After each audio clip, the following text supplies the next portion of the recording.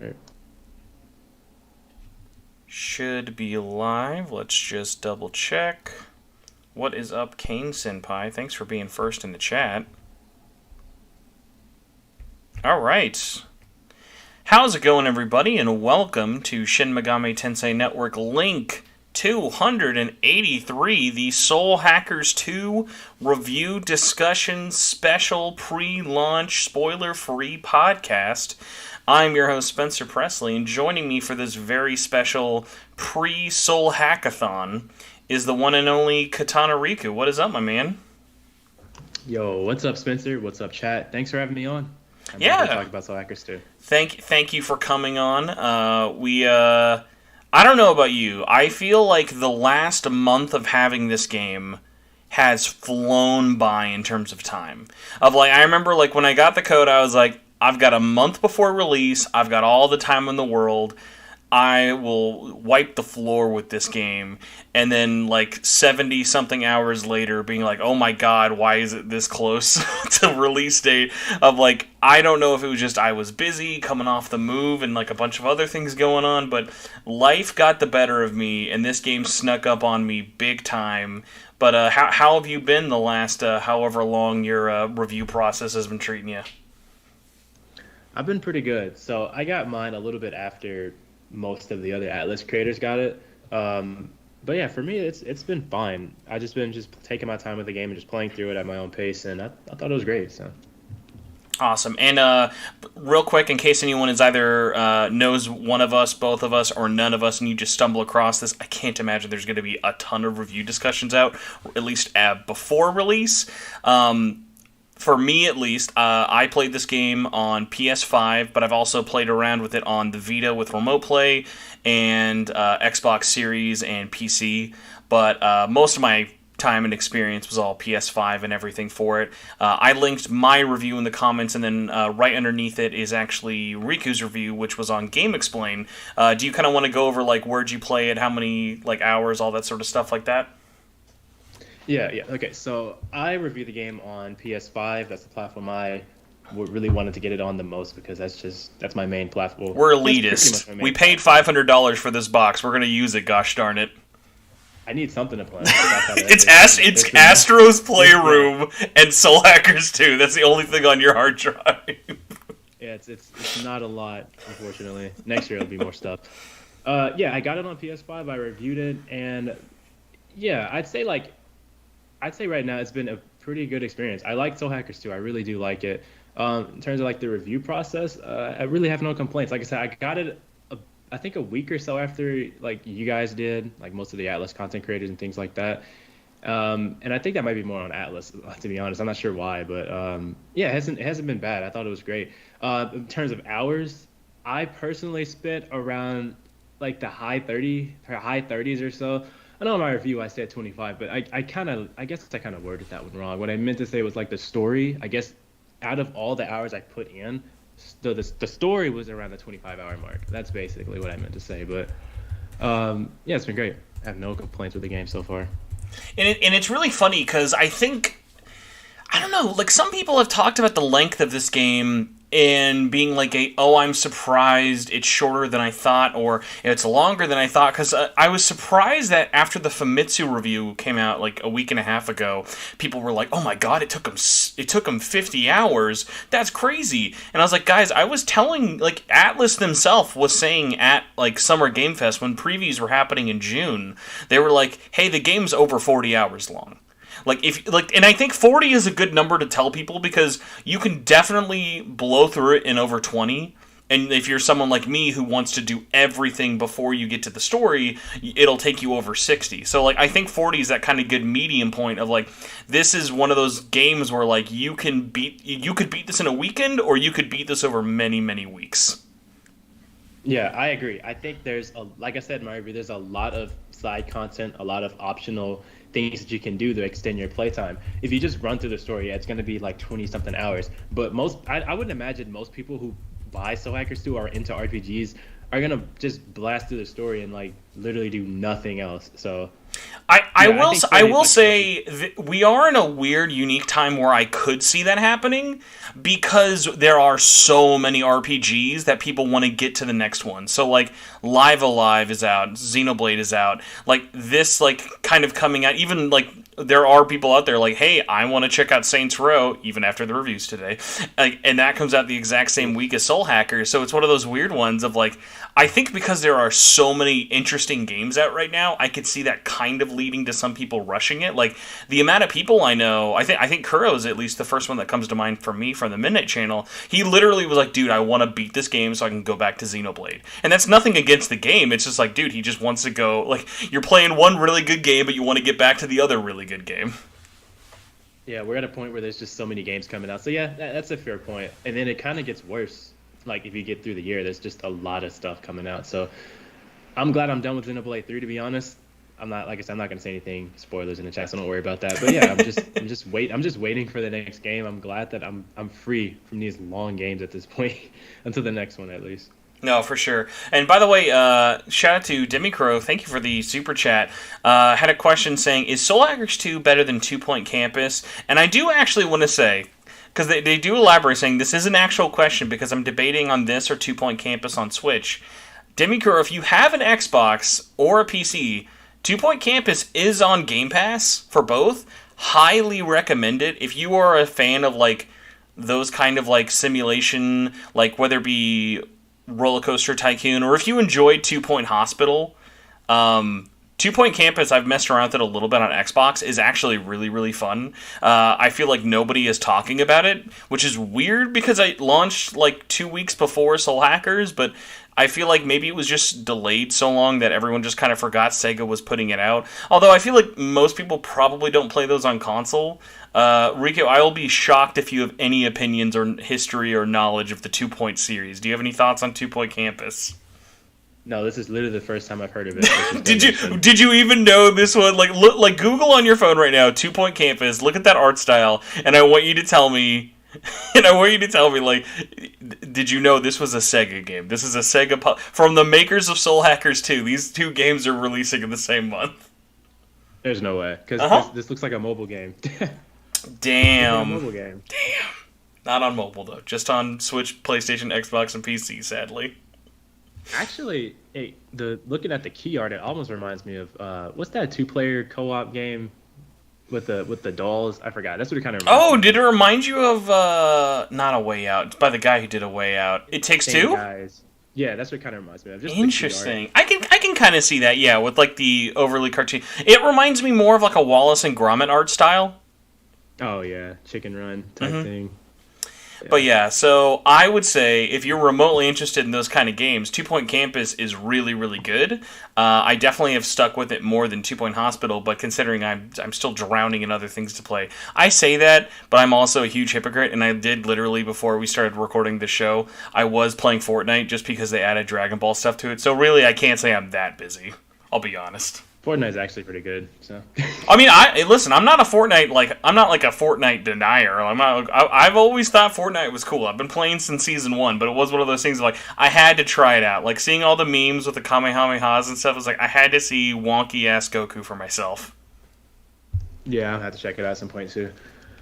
But yeah, so we're not here to talk about Fortnite. We are still here for Soul Hackers. Sure. But yeah, like the first little bit, it was funny. We were starting the show, and I was like, well, it's a good thing we don't have any news, but we do have a tiny piece of Soul Hackers related news, and it was really funny because I was kind of poking and prodding all my sources all weekend long. And Shop Atlas. I always get it mixed up of like Atlas Shop and then Shop Atlas.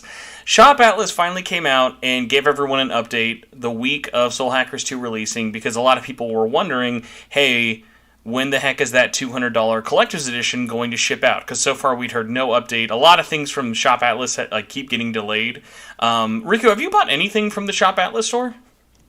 I've looked at it, but no, I haven't purchased anything yet. I don't know if I will at any point soon. You and me, we're ballers on a budget, man. We can't afford $30 pillows. Yeah. I can't afford that life.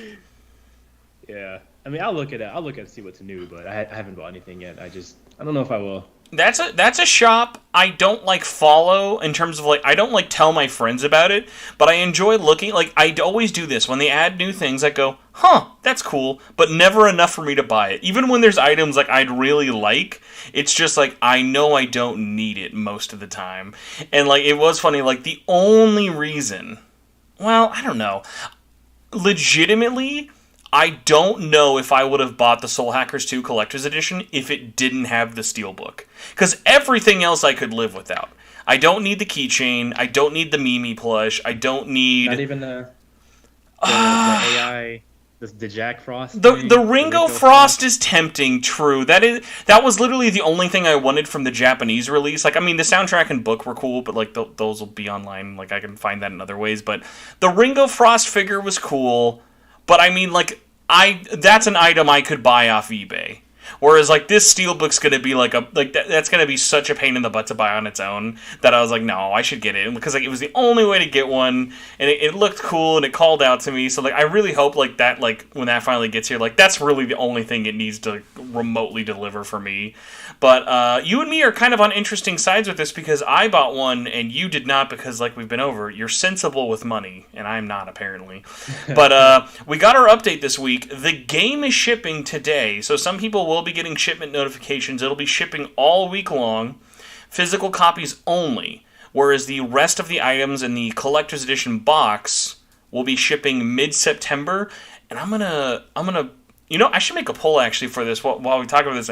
I would be curious to see if it actually does launch mid-September, because like they've had a lot of items at the Shop Atlas store keep getting delayed, and like, oh, no. From what I've heard, the items are made. They just need to get the, like, logistics of everything packaged together. So, I'll be curious. I hope it doesn't get delayed through mid-September. But for you, at least, when you kind of heard this, what was your thoughts? Like, were you feeling vindicated, or were you like, oh, that's a bummer? Like, what were you thinking? Yeah, I think it's disappointing, for people who really, really look forward to this stuff. First off, it sucks that you're not getting it with the game to begin with. I mean, I guess the game is more important, right?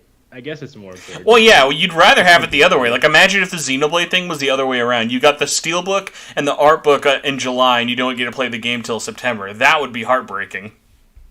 I would hope they gave you like a digital code or something, but they're not going to do that. No, it sucks. Yeah, I think it sucks, but I mean, I didn't buy it. So what I'm kind of at with it is this. I'm glad they finally updated people. This is waiting too late. You know that you would have known before the week of if you weren't able to ship it out in time. And this kind of goes back to a narrative I've been pushing of like, hey, I'm not saying I'm Mr. Anti-DLC, but if you wanted to make this look good, you know what would have been really nice? Because obviously they weren't going to give everyone a digital copy of the game early. It would have been nice if they sent us a voucher with the premium edition exclusive DLC stuff. Because we're going to get into this later with the game, but like, unlike Japan, because Japan's collector's edition has exclusive DLC of the Ringo Frost, the Mary costume, and like even the P5 costume stuff. Like, we can't buy that a la carte in the West. You have to buy the $90 digital-only version of that in the West to get those 3 pieces of DLC at launch. So it is that weird thing of, like, the West is weirdly getting screwed over for that. A lot of people, like, that. It's one of those funny things where, like, the amount of people I've told about that DLC thing, they're like, no, we get that, right? And it's like, no, we don't. Like, you do. It's because, like, for them, the idea was so obvious that it would be included. The fact that it wasn't, like, just didn't make sense. They were like, oh, clearly something must be wrong here. So, like, I would think that including DLC would be a nice make-up, but I also think that they know 5,000 people being mad at them who've already given them $200+ isn't going to make a big difference at the end of the day, which really sucks. Yeah, that does suck. I'm guessing refunds aren't on the table either, are they? Refunds are on the table. I actually do know a couple of people who have refunded the game. Ironically, after the DLC stuff was going around a couple weeks ago. They will refund you. They're not fast about doing refunds, but they are able to refund if you don't want to wait or are just maybe like feeling less confident. Which I guess then kind of leads us into our main thing of, hey, Rikku, how confident are you after having having played, completed, and reviewed Soul Hackers 2? Are you wanting to refund your invisible $60? No, I'm keeping this game. I like it. I think so. Okay, I'm gonna go into this.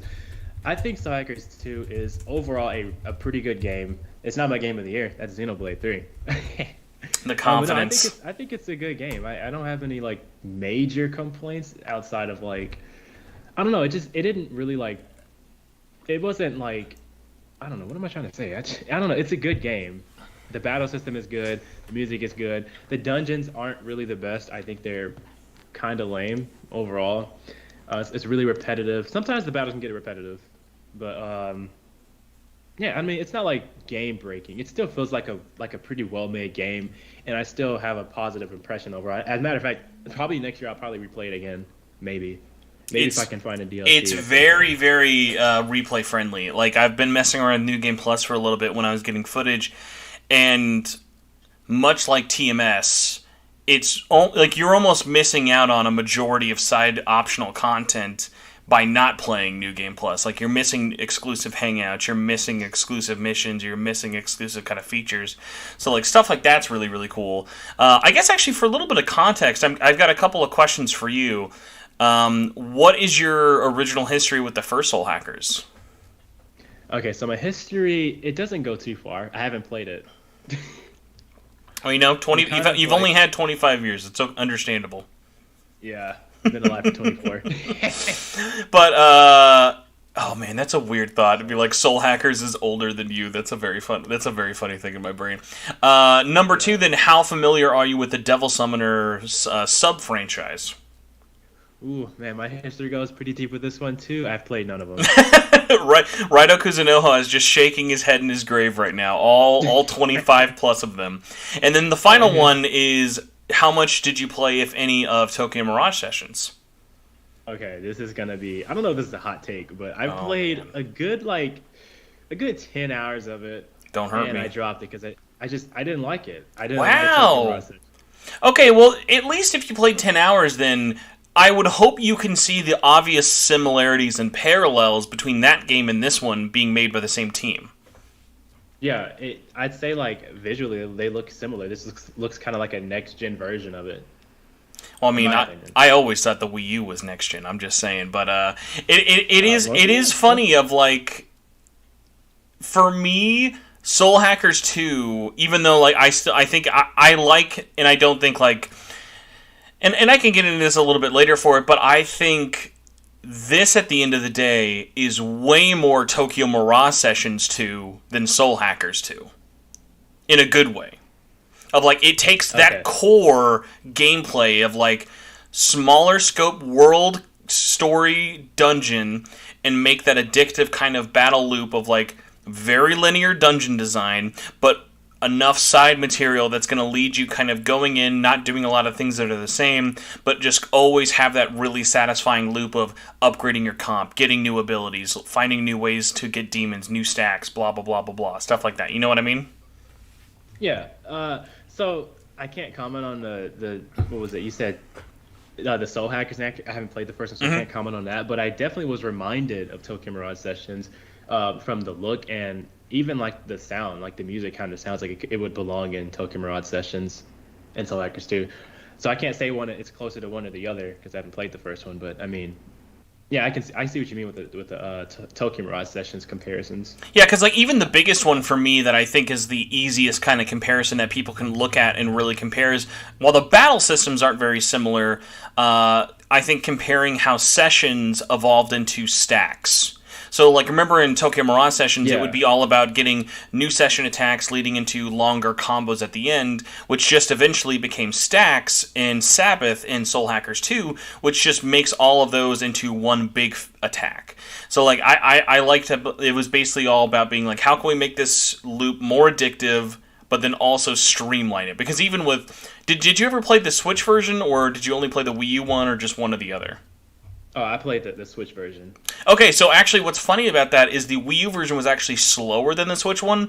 The sessions actually played at a set speed because of the way the game was reading off the disc and the data. And on the Switch one, they actually added a speed mode because a lot of people would complain that the session attacks were cool, but if you got like an over 15 plus session hit, your one turn might last like over 2 minutes long. So they added like a thing to make it a lot faster, and I think even this, what's funny is like Sabbaths are way faster than even your longest session or your shortest session, but then the fact that you can skip it instantly is like, it's nice that it's there if you want to look at the cool animation with your demons coming out and attacking, but if you just skip it, you get that instant satisfaction of boom, big damage.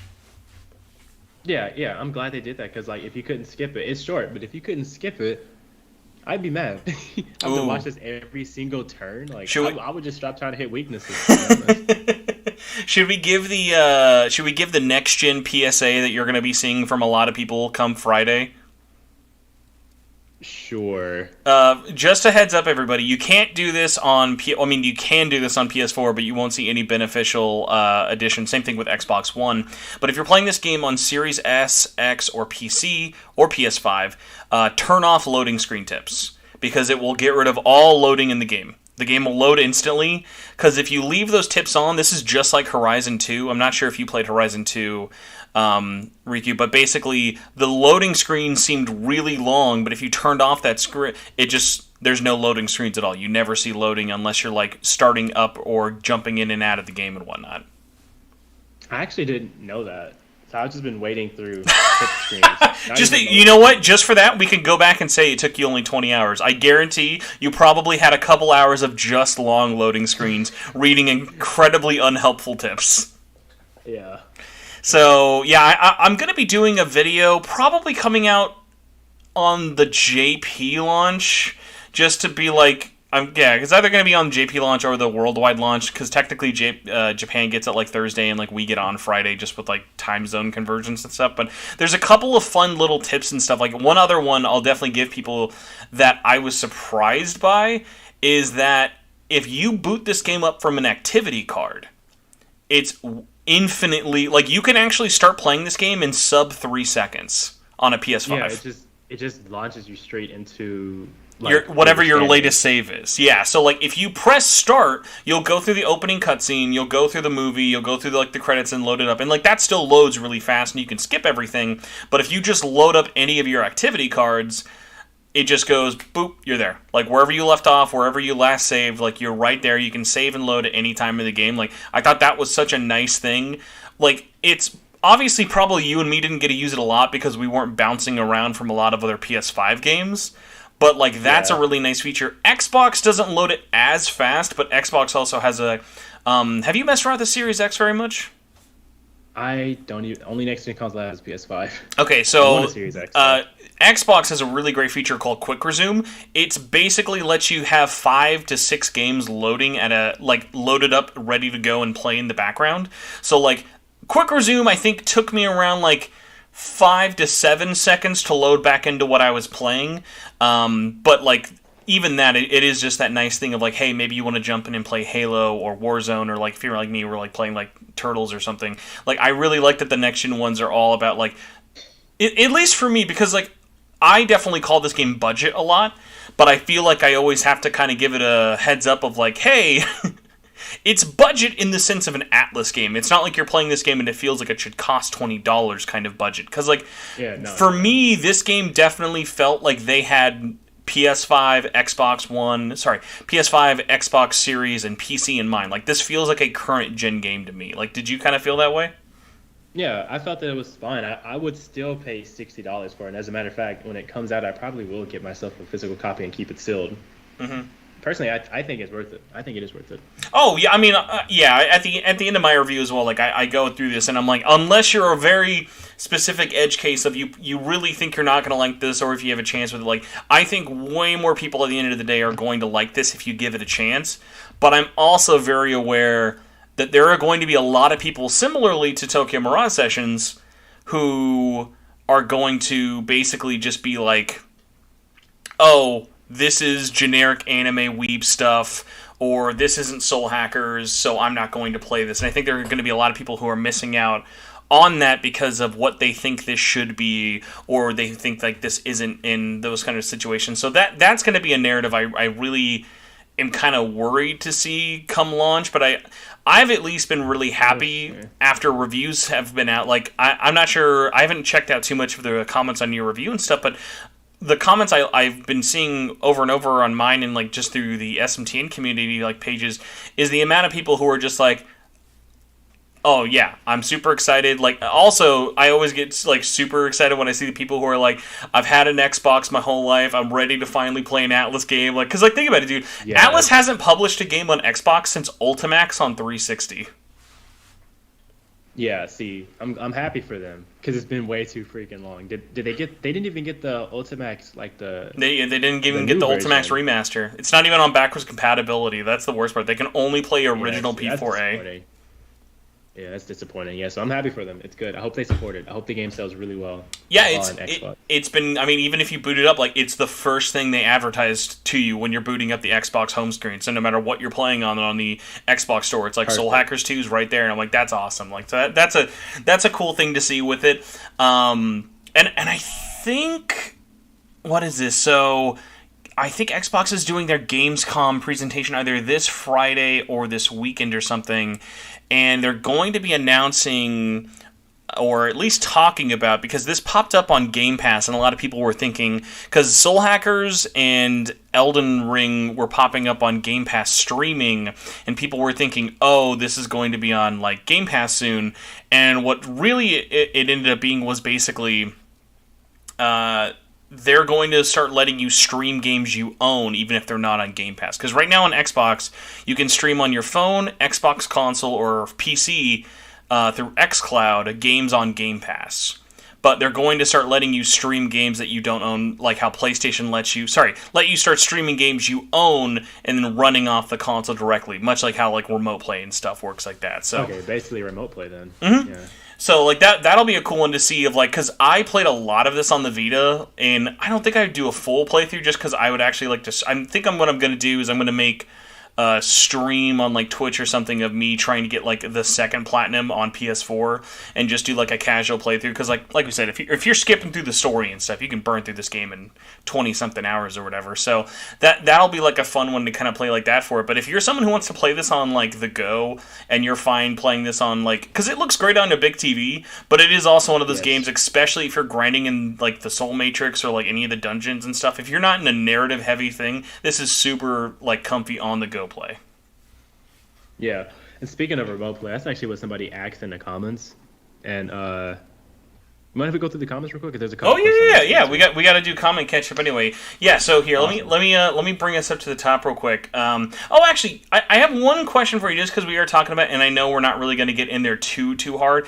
When playing this game, did you ever be like, "Yo, this should be on the Switch"? Because like for me, actually, I was like, obviously I'm sure it will be there eventually, but there were definitely moments where I was like, you know what? They probably, especially looking at kind of how different the last gen version is to the current gen, I'm like, this version on Switch is going to have to take a lot of like technical like caveats. Like this is not going to be an easy port for them on Unity. Outside of like the graphical detail, I was like, I was kind of like, this would be a good game on Switch. I personally would buy it on Switch too. I pretty much look forward to... I would like a lot of Atlas's games on Switch to be... Hold on, somebody said Switch port? Anyway, I look forward to Atlas games on Switch because I like my Switch. I like playing... I was looking at the comments, sorry. It's okay, man. The Switch port talk. People get hyped. They want those Switch ports. Yeah. Because, Xenoblade's not on there. They've all clearly blown through Xenoblade and Live Alive in 2 weeks, so they got nothing else to play until Splatoon's here. I'm buying that game so hard. Anyway, but yeah, I mean, nothing really... Because it wasn't like... I don't know. Nothing really made me think, oh, I really want to play this. Like, I have to play this on Switch. But I actually would like to play this on Switch at some point, yeah. In the future. I think, like, this is one of those ones where, like, whether I'm playing it on a big screen TV or portably, I think it works on both either way. Like, there's no, like, one right or wrong way to play it. Yeah. That's pretty much how I feel, yeah. It's whatever. If it happens, it happens. If not, then... Oh well, I mean, I'll tell you what, it'll literally be that thing of like, give it 9 months from now, in a spring 2023 on the slow month, so like right before fiscal quarters are done for Sega, this will be on Switch. Like that's what my gut tells me about this one. I definitely think it's gonna happen. I don't know why maybe it needs extra attention. Maybe that's probably why it's later on. Everything I've talked about from the dev team, like anyone I've talked to at Atlas West about this, basically goes to get this game out worldwide. They couldn't do it on Switch because every port for this game has been handled in-house at Atlas. They are doing, because think about it, each version of this, even the minor platform differences, is a different port they've all had to make. And normally this team only works on one, maybe two platforms at a time. So they're doing not only PC, they're doing Steam, they're doing Windows, they're doing Xbox One, Xbox One X, Xbox Series S, Xbox Series X, PS4, PS5, no Pro support, so sorry Pro people. I'm sure I'm forgetting something else, but already that's like 8 SKUs that they have there. And the Switch one is, like I said, is definitely going to take a lot of stuff because while this game looks and runs great on current gen in Unity is definitely not something that is an easy quick port to Switch button option. Like there are going to be graphical concessions for sure. It'll be 30 and it will definitely chug in some areas. It will not be that smooth, but it will definitely be playable. Like this isn't a super fast-paced game. So it's a port that's doable, but it's going to be a port that either they're going to have to farm out to someone else or they're going to have to do it in-house and it's going to take some time. Because either way, they couldn't release it now on Switch, otherwise it would have to just be delayed for everything else. Yeah, that sounds about right. Yeah, Switch would definitely take a bit more attention. Plus, I want to read this question off real quick. Oh yeah, go for it. No, I was going to say that. Plus, you also brought the greatest point. You were saying, I would buy it again on Switch just to play it there. It's going to get us those double dippers. Those people who only bought it once in August, they'll be like, I'll pick up that there. But yeah, what's the question you wanted to read? Yeah, okay, so there's 2 of them. One of them is from a guy named Kios. He says, "Is the dungeon really that bad?" The dungeons, they're not bad. They're just kind of like repetitive in a way. It's not like grating or anything, but it's not like super crazy. It doesn't blow your mind with new things. I feel like I've seen them all before, so it's not really that bad. What do you think, Spencer, by the way? About I would say the dungeons definitely have a caveat. They start incredibly boring. They're not going to wow you till maybe the last 2. And, wow you was definitely a big kind of a strain there for it. But, again, sort of like I was talking about the linear nature of this game, they're not meant for you to be these massive areas you explore like SMT5. This is just meant to be a thing that gets you from point A to point B and a couple of side quests along the way. Yeah. That's basically how I feel too. Okay, so also, Moonrabbit says, is not having a dedicated map screen that much of an issue, or is the mini-map sufficient? This is a funny question, because isn't the dedicated map, it's only a dedicated map, right? I think what they mean is basically having a section of the screen dedicated to the map, whereas Soul Hackers 2 is weird. For whatever reason, they decided, let's have the map be anywhere you want on the screen. So you can always move the map around with the D-pad, and you can have the map either be in the corner, the side, on top of Ringo, hiding, zoomed in really close for some reason if you're blind or something. So it's really they give you a lot of map options for how it looks like, but they don't give you a way to kind of just have it minimized, zoomed in like a normal kind of mini map would be, or having its own map screen. Note when you're in the menu, there's no map section. The only map menu in the entire game is when you're going to warp points. So that's a bit of an interesting one of it will definitely, I think, weirdly enough, these are super tied, although one is getting patched and the other is not. The camera and the map are going to be very divisive for understandable reasons. People will think the camera is too close, or people will think the map is weird. So, it's in that thing where, honestly, for me, the only times the map get unruly is when you're doing the late level soul matrices, where they're taking up the whole screen, and it's like, oh my god. Yeah, my issue was the slow camera rotation, and also, it is pretty close to Ringo. I said it in my review, but I kept getting ambushed by You can almost smell her. She's that close to the camera. You're, in the thigh gap. It's uncomfortably close. Yeah. I'm dying to see, because, that's in the day one patch. And mostly the only thing that's in there outside of miscellaneous bug fixes and stuff is just the camera controls. And all I've had it described to me is they are adding additional camera options. Because I'm going to be if you can zoom out, actually zoom out, I'm wondering like how much they'll really let you, because like the game, like, remember, going back to, it's not huge. Some of those dungeons are not meant for you to look around and do like big 360 sweeping motion. So I'll be curious to see how many camera controls they really give us at launch, because like for all the people like us who reviewed it, what if there's just a day one patch that adds a perfect camera option that all of us are like, we're now never going, because like otherwise you're always going to have to play with Ringo super zoomed in on the left side of the screen. Like they basically Resident Evil 4 this game almost. Like that's how close you are to Ringo. Yeah, they did. It's weird.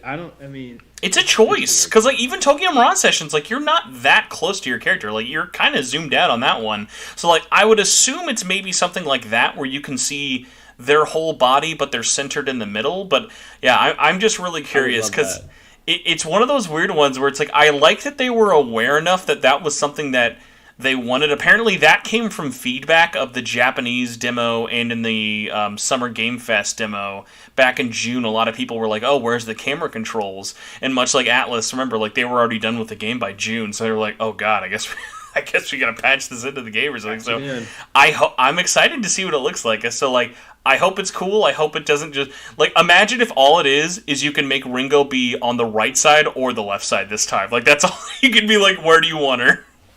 That's definitely not a fix. I would like to be able to sprint in dungeons. Well, yeah.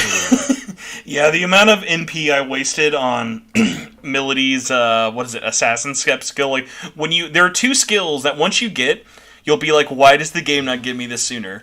Assassin Footsteps, which are basically just let you dash for a predetermined amount of time in the dungeon, not unlimited, and the teleport. Like, when you finally get teleport to go back to the main map, that's like such a godsend. But yeah, we got a couple of questions I want to burn through, and then kind of get back to a couple of questions I had for you at least about the game that I haven't asked you with. First one we have is by Killamo. He says, how many trophies do you have left after beating the game? I remember you mentioned that the longest trophy to do is completing the Demon Compendium. Is that still true? I'm getting this game day one. Yes, the Demon Compendium is definitely the longest to get, and the main reason from that isn't even there's a crazy amount of demons. It's just over 100. But it's mostly because to summon all of the demons, you need to be level 99.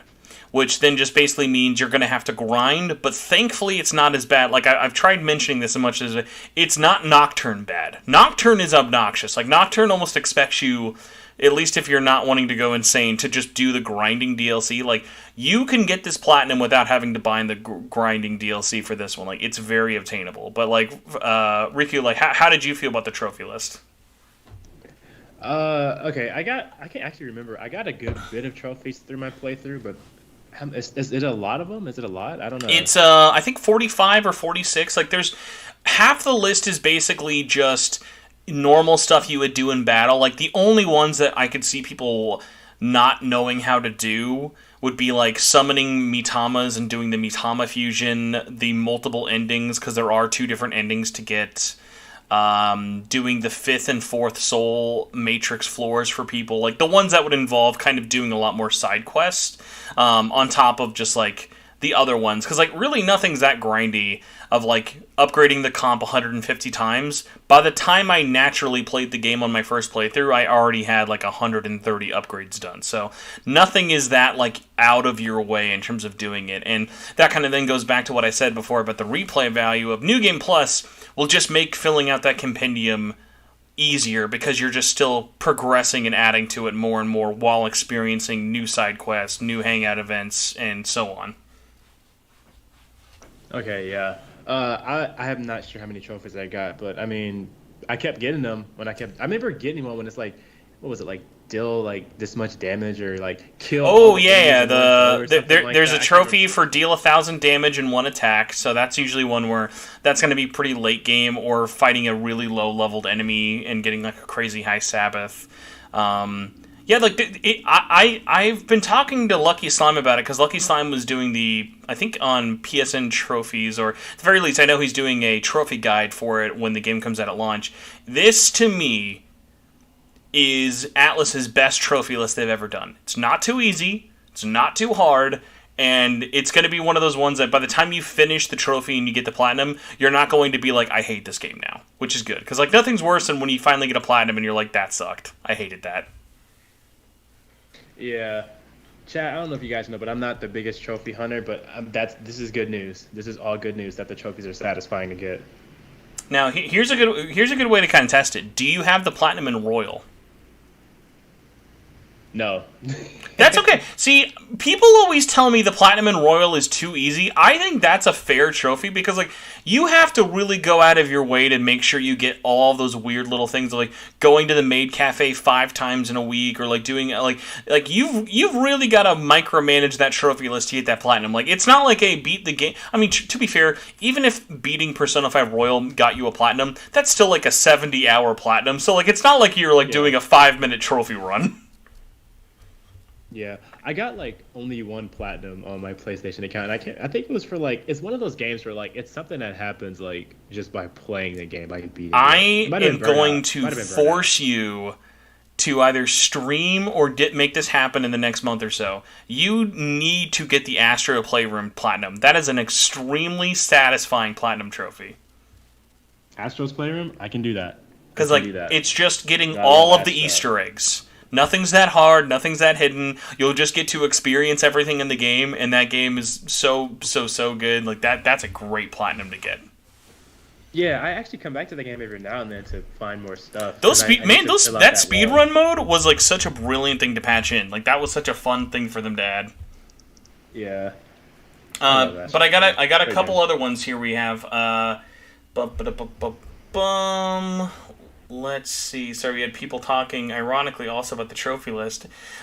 Chris says, from what I've seen so far, the worst thing about this game in Soul Hackers 2 is that Fig won't shut up in the dungeon. So, I saw some people, like, kind of freaking out about this, of, like, I don't feel like her as a navigator is like she's talking all the time. It mostly is just, she will give you the verbal warnings of, like, there's an enemy, there's an item, there's a demon. You're close. Yeah. I kind of found her a little annoying, not gonna lie. I'll say this. I was surprised there's not a toggle. Like, for all the things you can turn on and off, I'm surprised there's not a Fig button. I would have... A Fig button, that's funny. I would have liked if you could just, like... replace that with, like, a sound effect. Like a little... Like a chime or a bleep or something like that. I don't know. Just her constantly, like, enemy or like this gasp or something, like enemies pop up all the time. So I think maybe a big one for me is because it's not in battle. It's only in the dungeon, and it's really easy for me to tune out. Because like she's not telling you what to do in battle. Like I like how the battle dialogue always feels very natural. I was actually like commenting on it recently of like I like how reactive they are in natural ways of kind of like, instead of being like, oh no, don't use that attack, it'll be like, hey, that's good. Like, I don't know about that one. Like, if you've not used it yet, or if you don't know their alignment, like things like that. I thought that was pretty cool. I thought, like, even before you use the attack, if you don't know their affinity or like what they're weak to, they're like, are you sure you want to do that? Are you sure that's a good idea? I like that. Next one we have is by Who Cares. So I have a question. Have either of you spent time playing it on remote play? I played most of it. I played most of P5 and P5R through remote play, and I want to make sure this one still works. So, yes, it still works. Yes, it looks great. They actually did still go and like make special remote play buttons, so when you are playing, they know that you're playing on a Vita. So that's at least nice that in 2022 cool. People are they have dedicated HUD things for it, so I always appreciate when games do that. But yeah, it's a great way to play it if you have a PS4 and you want to like lounge around the house and go for it. Definitely can recommend it like that. And also if you do enjoy remote play on your phone, it still works like that as well. Like this is a game that like even on a touchscreen isn't like there's not that many buttons you're kind of messing around with. It's pretty much over there. Bit of a hotter topic. I'm curious to see what you think, because when I hear people say that they disagree with this hurts my soul, Rikku. How did you like the music? Kane Senpai wanted to know, because when I hear people say they don't like the soundtrack to this game, I wonder if we still have the same ears. No, I thought the music was great. I thought it was good. Most of the tracks. I think there was maybe a select few that I can't remember right. I think one of them sounded annoying, but like most of them sound great. One of the boss battle themes sounds good. The safe house theme is awesome. The shop themes are great. The dungeon themes, like it's like the same theme, right, throughout most of the dungeons. That's one thing I didn't like, but the music overall is pretty good. A weird one I've seen some people call out of like I don't. Like, I've seen some people be like, oh, it's got an annoying battle theme, which I was always surprised, because I always thought the battle themes were, like, some of my favorites. Like, I really like the different boss themes, and obviously we can't get into it because of spoilers, but I hope that you agree with this as well.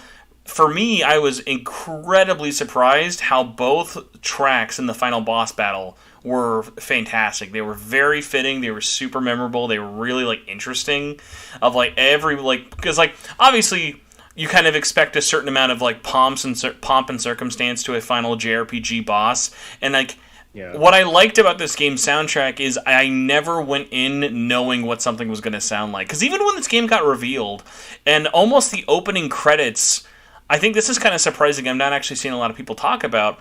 When we found out Monica was working on this, like Monica's like production company who did the soundtrack to Nier and a bunch of other like different animes and stuff. Oh, yeah. When we found out Monica was working on this and we saw that opening theme, we were like, oh, maybe it'll be like Nier and it's very vocal heavy. The only tracks in this whole game with vocals are the opening and the credits theme. And it's very interesting of, like, they feel very fitting when you're listening to them, but, like, this is definitely a game that uses a lot of synths. This uses a lot of electronic music. Whereas, like, on top of that, I never thought while listening to this, oh, this is just trying to sound like Shin Megami Tensei, or this is just trying to sound like Persona. It always felt like its own thing, which I liked. It had its very unique identity in its sound. Yeah, Soul Hackers 2 sounds nothing like Persona or SMT. It sounds really unique. I love the vocals. What's the main theme called? I can't remember, but I listen to that all the time. Oh god, yeah, I already forgot what that one is for. But yeah, and then even the final credit song, it's a very different kind of theme even to the opening. So like it goes in a lot of different kind of places for it. Of like the themes, like it's not the world's largest soundtrack, but I think it's surprisingly diverse. Where like it has a definite tone. But it's not, oh, it's just techno, or oh, it's just pop, or oh, it's just like smoky jazz vibes, like kind of lounge music. Like it goes to a lot of places. Like you were mentioning, the De La Mancha theme song is super upbeat and stuff. Where then you also go to Victor's, like where you go to fuse demons and stuff. Like you go to Victor's place, and it's just it's literally just a carnival, like kind of like gypsy like music playing in the background. Like they're very different. Yeah, it's got variety, and that's my favorite part about the OST. It's really good. You definitely catch me listening to this like throughout the day. Mm-hmm. Yo, yeah, it's one I am excited for the full soundtrack to come out, at least on like streaming and stuff for sure. I somehow missed this one. Dimicro, thank you again for the super chat. People with the Steam Deck are living the life with Soul Hackers 2, and they got emulation with my laptop. I burned my lap when I played 2 Point Campus. I'll say this. So this has not been talked about very much, but this is funny. I found this out. My buddy, don't know why I was talking like that. My buddy has a Steam Deck, and I loaded up Soul Hackers 2 on it. It is not Steam Deck verified, and that is on purpose. There are just straight up assets that don't work when you're playing the game on a Steam Deck, at least natively. And this is really funny. The portals that you use and you run across, like when you're in the world or the dungeons, are basically your way to do fast travel, checkpoints in dungeons, things like that, of how to get around the world quickly, or know when you can travel back to the map easily. Those don't load. The assets for the portals are not in the Steam Deck version, at least as of launch code, and I find that extremely hilarious. Like, imagine just running through an incredibly long Soul Matrix and you have no idea where to escape. You just have to walk all the way back. So it's just an empty spot, or is it like just black? There's nothing there. Like, there's a text box that'll appear if you know where it's at, but the asset for the giant purple portal is just not there. Wow, that's great. That's insane. Yeah, it is very, very interesting. Jimmy Star brings up an interesting question. Yeah. It says, I miss Atlas puzzles and dungeons. I feel like this game has puzzles, but like not puzzles. Like, well, here, like let me throw it to you, and I'll try and think of it. Like for you, did you feel like the dungeons had puzzle design at all? One of them particularly with. I don't want to describe it. It's like I think it's the third dungeon. You can describe what the puzzle is without saying like what the dungeon was. Elevators. Oh, that's what you were thinking? I was thinking you were going to say the one in the underground railway with the demon portal. Like, remember where you would go through a door and then it would lock? Yeah. Okay. So yeah, that one too. That one too. I guess that kind of counts. That's funny you thought of the elevator one. I thought the first one you were going to pull up was the teleporting. So, by the way, guys, we've already listed 3 different kinds of puzzles in this game. And spoilers, there's not that many dungeons. So, like, kind of going back to what I was saying a minute, like, the game is really boring with dungeons in the beginning. There are practically no puzzles in the first 2 dungeons. So it's going to seem weird by that one. But the deeper you get into the game, I wouldn't call them puzzles as probably more just, like, they're, like, labyrinths. Like, you'll eventually find the right way to get there. You just have to keep trying. That's how I felt. It didn't really feel like dedicated puzzles to me. It just felt like, oh, this is just the maze. We just figure out a way through it. Mm-hmm. I will at least say, at least by the time the game ended, I thought the final dungeon was incredibly, like, impressive looking. I liked the setting. I liked where it went. Like that, I think I have like at least 10 minutes of B-roll that's me just looking around at the background of the final like stage before the boss. And I can't say what it was, but it was just like, wow, this is like a really weird and kind of inventive final boss. Like, it's not your normal kind of thing. You're not like, oh, I'm in heaven or oh, I'm in hell. It was like, I don't know what I'm looking at, but like I kind of do, and it's weird, but like it made you think a lot. So it had a lot of cool stuff like that I really enjoyed. Yeah, I'm not gonna say anything else about it. Let me see here. I think we're just about done with. I think we're just about caught up with chat questions, but like his chat, if you still have any more, I will be catching up with them. Oh no, a whole bunch just popped in for me. But I have a question I want to kind of get back with Rikku in terms of the review process. We talked about this a little bit. For you, did you feel like the story was good or the character's story were good? Because like something I was kind of surprised about was either people would just say, oh, the story was bad, or, oh, like, because like, another weird one for me, like, if you say, like, I don't like the cast of this game, again, I just feel like I'm taking, like, crazy pills, because, like, I love, like, that stupid thing that was going around today of taking that, like, quote from, like, the ending of RS's boss fight, be like, oh, man, Ringo is so cringe. I'm like, dude, Ringo is literally, like, the best Atlas protagonist we've had in, like, 10 plus years. I think she's awesome. Her personality is great. Mm-hmm.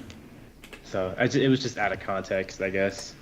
But to answer the question, you were saying, what were you saying? How did you? Would you say that the story that you enjoyed the story that the game presented to you, or that you enjoyed the character story that we were given? Because like I bring up this a lot in my review of like I loved this game in terms of its characters and the story they tell with it, but it's got an incredibly shallow story. Like it seems deeper than it is when you jump into it.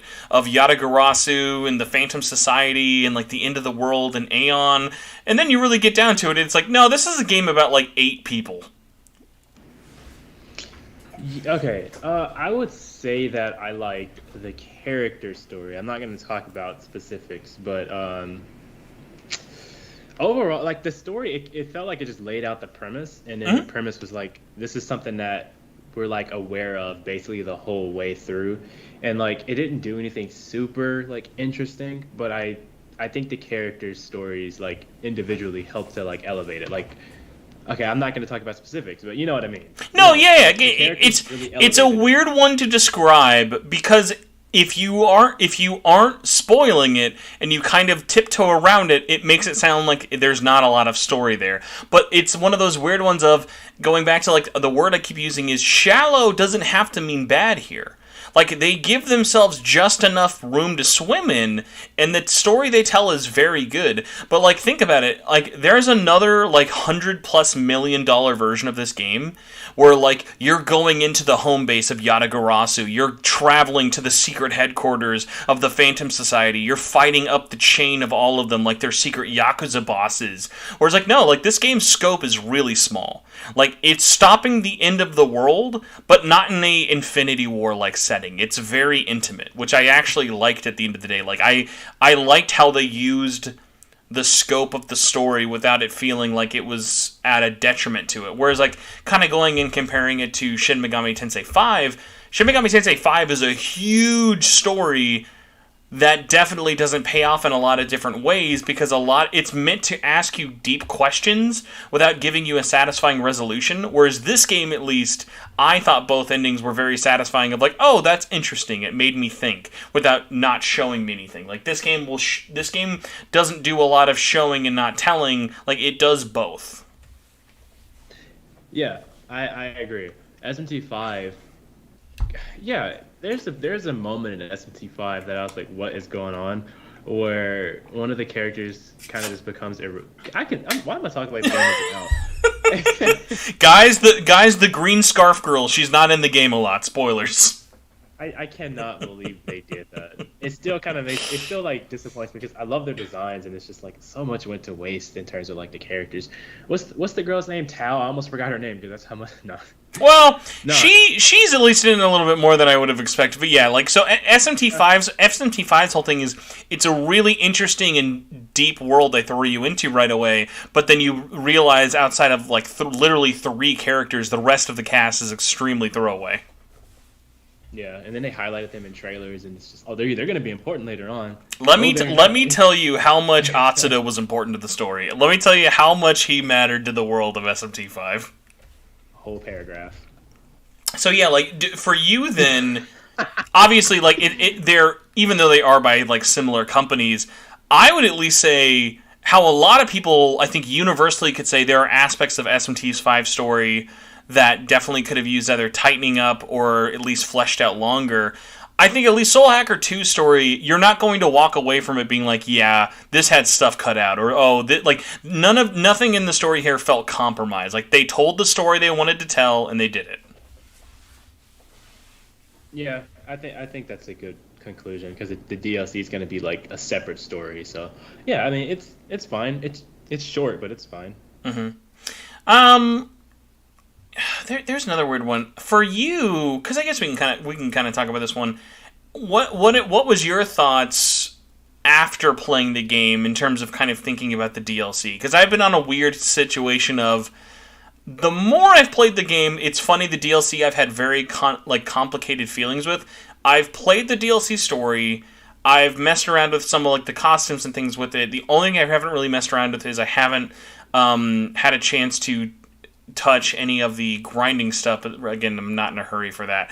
But for you, was it something you actively thought of at all in your review? Was it something you think you might want to touch at release? Are you like, I'll mess with it if I want, I'm just going to touch the story, I don't care about it at all? Like, where are you at right now with Soul Hackers 2's DLC? I don't want to outright say that I'm never going to buy it, but I'm definitely not going to rush out day 1, week 1, month 1, maybe even like half a year. Mm-hmm. I'm not going to rush out and get it. It's just, I don't know, just the idea of it, it's kind of lame to me. And I get the story is like, the DLC story is going to be separate, so like, you know, that's fine, but it's just like the whole package, the whole thing with the DLC demons and stuff. I personally don't think it's worth it. Maybe the story is really good. Maybe when I return to the game in like a year, maybe I'll buy it at the end. But I mean, as of like how I feel right now, after I finished the game, I was like, I mean, the game's fine. It didn't feel like it was missing anything. It just felt like this is just some extra content, even though some of it probably should have been in the game. Not to say it's missing anything, but like things like the demons, that should have been in the game. Dude, the demons you can't... there's no justifying. The demons are like, they literally have Nemissa in the credits. Like... The demons are like, this is weird. Like, this is weird that those are not in the game. Like, even the Mara one, like, aside, like, there are things, like, I think the Ringo Frost and the Nemissa are very fucking weird. Like, those are weird ones to have missing. I'll say this. This game, I cannot believe, had no costumes. All the costumes are only DLC, and it is such a really confusing thing because fashion is a big point of this world. Everyone looks so unique and different, and like there is literally even a clothes shop that you only ever buy accessories from. So it's like there are no free costumes, and all the costumes are DLC. So I would I said in my review too, but I understand if it's like costumes like an SMT4. I wouldn't expect that like samurai costumes to be in Soul Hackers 2 for free. I wouldn't expect like Persona costumes, but like nothing, like no palette swaps or anything like that, different types of outfits. Well, I don't know. It's whatever. It sucks. It's That's also upsetting. weird because there's literally a costume that they reveal at the end of the game, not in a story way, but there's a specific moment in the story for each of the characters where they are shown with different assets, and those are not in the game in any way, shape, or form. Like, that would be like the most obvious, hey, you beat the game, here's a free costume bonus. Even those aren't in there. It's Like really... a new game plus type of thing. Yeah, like, even that, it would have been such a fun little simple thing of just like, that's so weird because they have a whole dedicated costume slot in your inventory you can never use unless you pay money. There's no free costumes. Not even free down... Like, at least P5 had, like, free downloadable costumes. So, like, that's the weird one for me of, like, if it's there, don't show costumes unless there's something I can get for free. Otherwise, like, it goes back to P5R of, like, you are literally showing me things you removed from the game. Yeah, what happened? Like, what happened there? The Mr. Krabs car rolled up. The Moneymobile. Yeah. I will say this, though. The costumes are cool. The songs they included are cool. Like, none of the costumes seem whack, with the exception, ironically, of the Rido costume. And this is a weird one for me. I hate the Rido DLC costume pack, only because they gave up, and literally Arrow and Ringo are both Rido. Like, they're both wearing the same costume. I'm like, come on, dude. There's more than 4 characters in that game. You could have given them someone else. Like, you could have, like, you could have even, like, just done something stupid and, like, dressed up like Ringo as like Goto or whatever. Like, you could have done anything. It was just like, no, we'll give them both the same costume twice. What I find funny is, that's weird. 2 of the same characters. That hasn't been done before, I don't think, right? In my brain, I like so to. weird. In my brain, I like to think that they, like, the real reason, obviously, it saves them time and money and it's cheaper. The dumb headcanon option is Ringo is Rido from Devil Summoner 1. Arrow is Rido from Devil Summoner 2. The costumes are the exact same, but that's at least how they're justifying it in their head. God, oh no. You know what I find really funny is that Soul Hackers 2 has SMT4 costumes, but SMT5 doesn't have any. That is... Well, actually, I have a weirder thing. I'm more weird, like, why are there no SMT5 costumes? No offense, I don't need SMT4 costumes. I would, like, dude, imagine how insane a Nahabino Ringo costume would look. I feel like that would be... Oh my god. Dude. Going... 5 just came out last year. That's going to be the exclusive DLC on the Switch port in 9 months. Think about it. The SMT5 costume pack. That's got to be it, right? Is exclusive too, like, yeah. Oh yeah. Here, let's big brain it out. Ringo's Nahabino. Who do you give Melody? Do you give her Tao or do you give her? Melody would be, what's her name? Miyazu, right? I don't know. Like, I feel like Miyazu fits her hair, but then I also feel like Tao would be more game appropriate, but that's like a harder one because then, like, which costume do you use? Like, do you use like her schoolgirl one or like her like big reveal spoiler outfit? Saizo has to be. Oh my god, why am I? Yeah, like Saizo with the hat would be fucking perfect. Like, change the fedora with the like giant like yellow brim cap. Like, that would be fucking amazing. Yeah, and what's his name with the brown hair? Arrow has to be Atsuda. Yeah, that's easy. That's definitely Atsuda. I guarantee you, Chad, that costume pack is done. That's sitting on a hard drive, waiting for a Switch port in 9 months. They're like just calling it now. Someone mock it up or something. Like, that's gonna come out with that Switch port as their exclusive. Like, because like, you know how they like to. Because even the Nier port coming out in October, like, that has exclusive Switch costumes. Like, you know they're gonna do that. Yeah. What about like that alongside like the DLC stuff? You think they'll do that? Probably not. That's tough. That would give you to buy it again, like really close to launch. It's close enough. I actually could see them bundling it all in there because they bundled all the Demon Slayer updates as well with that when they did that on the Switch port. I will say this though, at least kind of wrapping up my thoughts with it, because I know not a lot of people have played it because really there's no easy way to play it, especially pre-release or on consoles. Definitely check out the Lost Numbers. if you liked the Demi-Fiend questline in SMT5, this is better than that. Like, this is a more, like, that's, like, this is an actual story. Nene is a cool character. There's some cool, like, lore they have in there. The villain is interesting. Like, she follows you around and is an active part in the dungeons that, like, is in that DLC. Like, there's some really cool stuff they do in it. It's not crazy long, but I think for $10, it's super fair.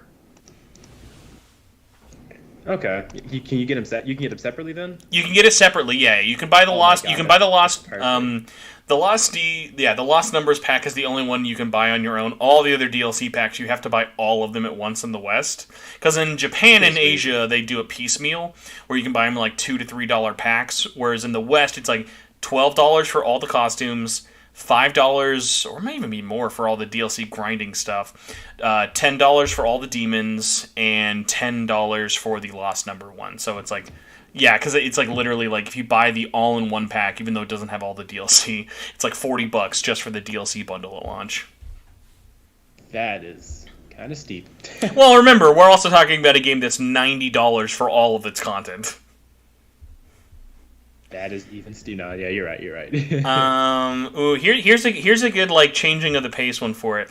I'll make it into a bet question. Hanataro Koji says, and I'm asking you, and I'm changing it away. Will the release of this game lead to more not safe for work Ringo art? Like out of this game when it launches, is Ringo gonna? Because like obviously when SMT5 came out, Nahabino porn was just everywhere. It like the femboy porn was all over the place. Where it's like, who's going to be like we're gonna draw a lot of bad stuff for this character in this game? Do you think it's gonna be Ringo? It's definitely Ringo. Yeah. I'm gonna mainly because she's the main character, also because she looks the coolest. Well, that's objectively wrong, sir. I'm gonna have to say Saizo is definitely the coolest, but I would say my wholesome request for not safe for work one, I would like to assume the majority or here there are gonna be there's three camps. Hear me out, everybody. The straight couple porn will be all Saizo and Ash. The lesbian porn will be all Ringo with either... I mean, honestly, like, spoilers for the game, because, like, this is my head... Wait, hold on. Wait, spoilers? Are you...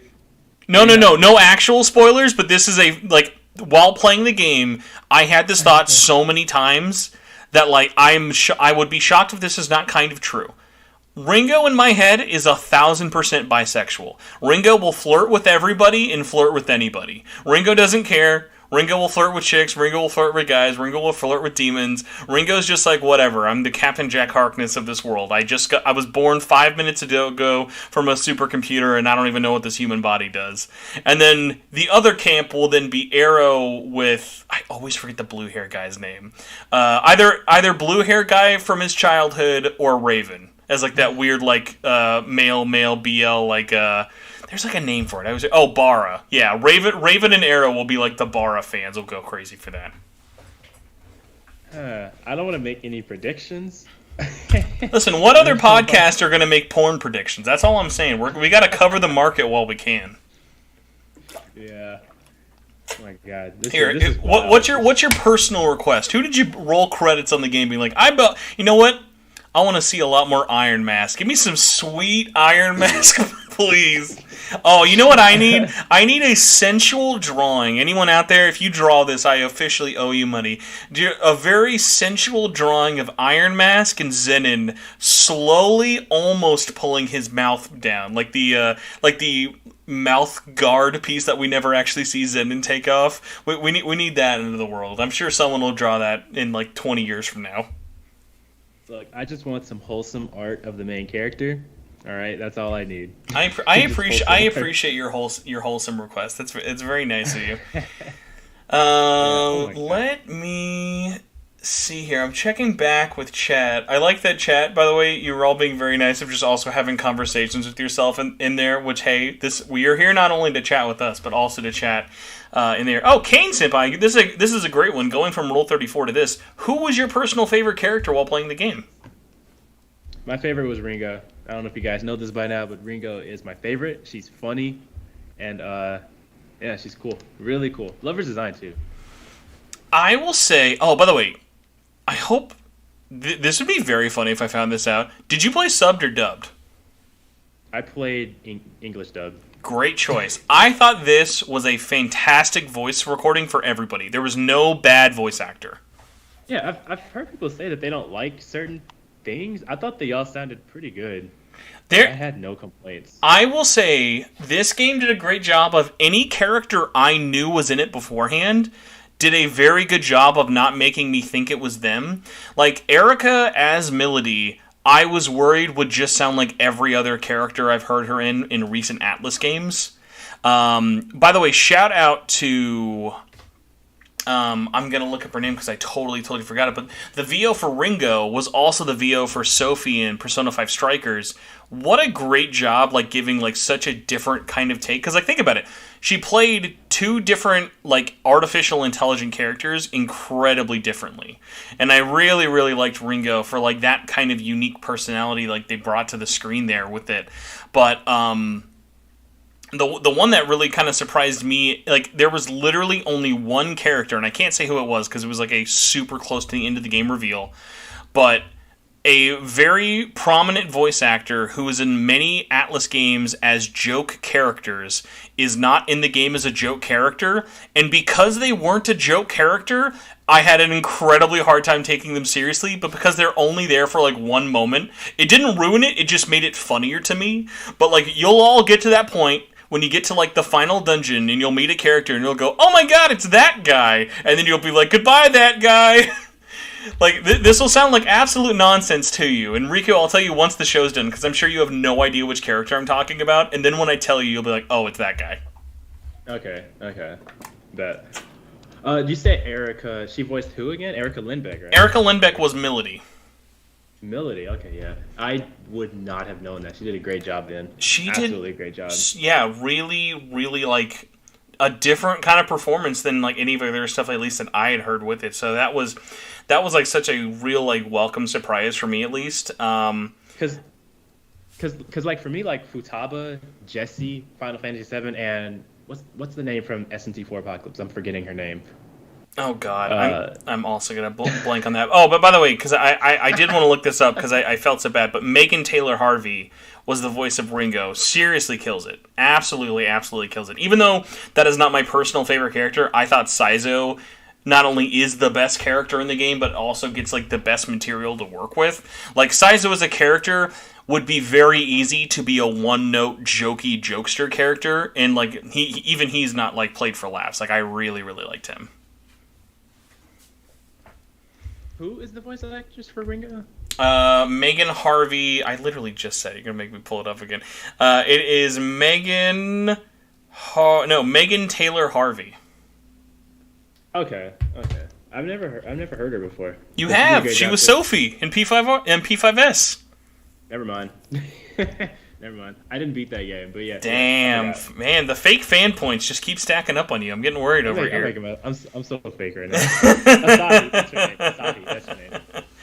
All of them sound the same with Erica Lindbeck, but yeah, she did a great job with.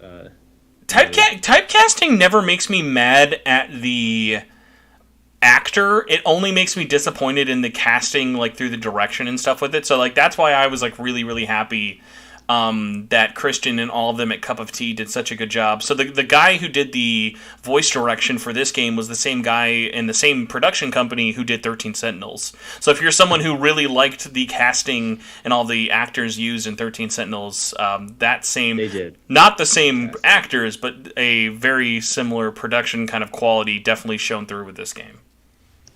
I wish they got Rex's voice actor to voice Ringo. That'd be great. Rex's voice actor? Wait. Rex, like, from Xenoblade 2 Rex? Yes. I mean, listen. If you can give a Welsh accent to any game, I'll take it. I'm here for Welsh accents all day. Who cares is a good question. I'm not sure how much of a thought you'll have with this one, but says, do you think this game is going to get a pretty decent print run? I'm going to get the $70 digital version to play it early while I'm off for COVID and still want to pick up a physical copy down the line. This is not going to be a rare game to find physically, so if you're someone who does want to either wait or pick up one eventually, so, like, for me, my plan is this. I have a PS5 physical copy coming through Shop Atlas. down the line, if not at launch, depending on just like whatever my money situation is, I am planning on buying a physical Xbox copy just because, hey, even though I have all these games digitally, like, again, going back to I want to support this series on Xbox, like, buying an Atlas game physically on Xbox is crazy. Because also think about it like this. There's no Asian version of this game physically on Xbox. Those are like, that's like, I'd say if you're an Xbox collector, buy that fast because that's going to be one that definitely sells out and will be very unlikely to be reprinted. But PS4 and PS5, yeah, there's going to be thousands of copies. So like, obviously pick up the game if you plan on playing it and want a physical copy, but you're not going to be like, it's not going to be anything crazy rare. Are you planning on like doing either double dipping, or do you know like which one you would want to go with for a physical copy, or when? Like, would you maybe like wait for a sale since you already have it digitally, Rikku? So I'll wait to even buy the game on PS5, but if before I buy it on PS5 it's announced for Switch or something, I'll just get it there. This is what's going to happen. Yeah. You're going to wait. Black Friday is going to happen. It's going to be $35 at Best Buy. You're going to buy it on PS5 on Best Buy, and a week and a half later at the Game Awards, they'll announce the Switch port, and you're going to go, damn it! They got me! I'll keep my copy sealed. No! That's the case. Yeah, Switch, I'll definitely get it there. And I think it'll have a good print run, because Nocturne is still, like... Oh my... Dude, you can't give away copies of Nocturne, bro. It's like $20 everywhere around here. It's like selling Nocturne for $50 was just like, I will never understand what their plan was for that game. But hey, it sold like absolute trash in the West physically, so they found out the hard way. So we proved them right. Urameshi Trev has an interesting kind of question for us. So the game is like a reverse Soul Hackers 1, which was more world building and less character focused. So I'm going to kind of take this one since you're a little bit less confident with it. Yeah, it's an interesting situation of Soul Hackers 2, I definitely believe lives up to its origins as a Devil Summoner game, and I think its setting builds upon the world of Soul Hackers 1 without it needing to really be a sequel. This just goes back to the same thing I've been saying since it got announced, though. I really wish they just gave this a subtitle instead of a number, because I really feel like there's no reason to call this Soul Hackers 2 outside of just saying it's another Soul Hackers, because I feel like the 2 just has a higher chance of confusing people. But, like, what do you think? I agree, too. I think they should drop the 2, give it a... Well, it's too late now, but they should drop the 2 and give it a subtitle. Soul Hackers, Ringo's Fantasy or something. I don't know. Trying to think of, like, what's a not stupid name? Like, you could be like, Soul Hackers 2... Oh, God. It's really hard, because there's a lot of... like, any plot-relevant names I'm thinking of could be like... I mean, honestly, you could even just call it, like... You could literally just do something like... Not, like, just Neo World Ends With You. I think that was a little bit too vague. But, like, I think with Soul Hackers 2, like, you literally could have just done something like... Soul Hackers... Aeon's Return, or like Digital Memory, like even if you like did something like kind of vaguely related, like you could even do something like being like Soul Hackers 2, like do Android Dream of Electric Sheep or something. Like you could be like, you could think of something that's not a 2. The 2 obviously is going to make more sense worldwide, but like this is a series, especially Devil Summoner. Devil Summoner is famous for having hilariously long subtitled things with it, so I get it. Yeah. It works both ways, but I at least feel like that conversation topic has kind of changed. So I feel like at least we're seeing less and less cases of people being like, why is it called 2? I've only really ever thought it neutered certain franchises in ways like a re-release, like ironically going back to Nocturne. I hated that they called it not SMT3 for the HD version. I thought just calling it SMT Nocturne was perfect, like back in the day. Like adding the 3 was just dumb. So like I don't think this is going to have that big of a deal, because really this series doesn't have any baggage at all in the West outside of the fans that are already going to buy it. And I don't think people are going to look at the 2 and go, oh God, I can't play this game. I've missed a whole one game. But this does lead me to another question I wanted to bring up with you, Rikku. who do you think this game is for in terms of recommending it? Like, by the time you beat this game, were you like, okay, I'm going to recommend this game to blank people, or blank demographic are really going to enjoy this? I would recommend this to people who are already a fan of Atlas games. I would say that if you're not into like Persona or like mainline SMT, you're probably not going to be into this game because I don't think it's going to do anything that those games do better. Is that a weird thing to say? I'm not trying to compare them. No, I understand. If you're not into Atlas games at all, Atlas RPGs, you're not gonna like Soul Hackers. I would say that if you do like Persona 4, that sounds so bad. People hate when you bring Persona. But if you, I'm trying to be careful. If you do like Persona because of its battle system or because of or just the battle system, I think you'll like this game. If you like SMT because of its combat, you'll like this game. Outside of that, I don't know. I can't see somebody say, I don't like Persona. I don't like mainline SMT. Oh, Soul Hackers 2, I'm going to get that. I don't see that person existing. Maybe he's out there somewhere. So outside of like the Atlas fan will like Atlas game demographic, I really think, and I'm surprised this almost hasn't been marketed more in this way, I think this is the best game to get people into Atlas games. I think if Persona is maybe not your cup of tea, like I don't want to play an RPG that's 80 plus hours and has a bunch of social sim elements, or SMT on its own is maybe too much at once. Like I don't want to have negotiating. I don't want to have to worry about open world platforming and stuff like that. Like this to me feels like the best thing of like, hey, do you think you might like Atlas games like Persona or SMT? Try Soul Hackers. It's like it's its own thing, it's its own universe, it's its own story, you don't have to worry about anything. And then if you find yourself liking the demons, the skills, the characters, you're then going to find, oh hey, check out these other sub-spin-off series that all complement each other very, very well. I think that's fair. Okay, so I did mention that to somebody in the comments of Game Explain. They asked, I can't remember what they asked, but it was basically the same kind of deal, which is like, am I gonna like this game, or is it? They asked if it's a good start, and I said, yeah, it's a good start, even though I literally just said something kind of the opposite a few minutes ago. What I basically mean, if you don't like Persona, if you just already know you don't like any Atlas games, you won't like this game. But if you're interested, you might be into this. But hey, there you go. Also, another question I have is, do you think this is the beginning of we get more spinoffs, or is this just like this is it? It's interesting because the way they have talked about this game is that they want to make this the third pillar. They want to make it SMT, Persona, and Soul Hackers. So obviously that's all going to depend on like how does this sell. But I almost kind of find it funny of like I would say even if this bombs, like I don't think it's going to bomb like either financially or like critically and stuff. But like I think that at the very least I have renewed faith that they could go back to any of these spin-offs or make a new spin-off series and still have a lot of good, like, kind of, like, success with it. Like, I've enjoyed watching them try something new with Tokyo Mirage Sessions, and I've enjoyed them kind of finding a new way to make Soul Hackers relevant again. So, it's definitely one where, like, and I bring this up, I think, at, like, the end of my review.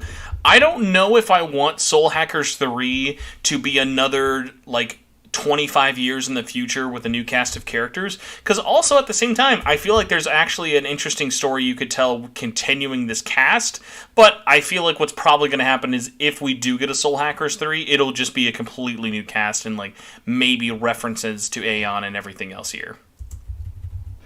I think that this is kind of it's still on a topic of spin-offs, but I think another spin-off would be cool. Would be Devil's Survivor. I meant Devil's Survivor. Mm-hmm. I like the idea of strategy. I like Fire Emblem. I played Three Houses, and I think if they were to make a new one, and I'm not trying to say like there's anything wrong with what they're doing now, but a lot of their games are just turn-based RPGs. I would like a different kind of RPG from Atlas. I think that'd be sweet. Which, I mean, technically strategy is still turn-based, but you know what I mean. No. Yeah, I think Devil's Survivor 3 is a shoo-in for happening eventually, but the only weird one is, like, I wonder how big budget they go with it. Like, that's the one where, like, I'm wondering, of, like, do they go big of, like, do we make it 3D strategy? Like, I think that's a big one of, like, Atlas themselves, I don't ever see developing Devil Survivor 3. They'd have to like get another like developer who's really known for those tactical RPGs to kind of come in, because like that's not really their cup of tea. Intelligence systems, aren't they the ones who do Fire Emblem, right? Intelligence systems. I mean, I don't know, man. I would say Intelligence Systems is careful with their money, but I mean, they also made like Codename Steam, so clearly you throw enough cash at them, they'll make anything for you.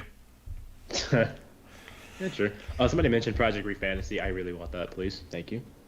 Thank you very much. Socially awkward. I guarantee I have not been ignoring you.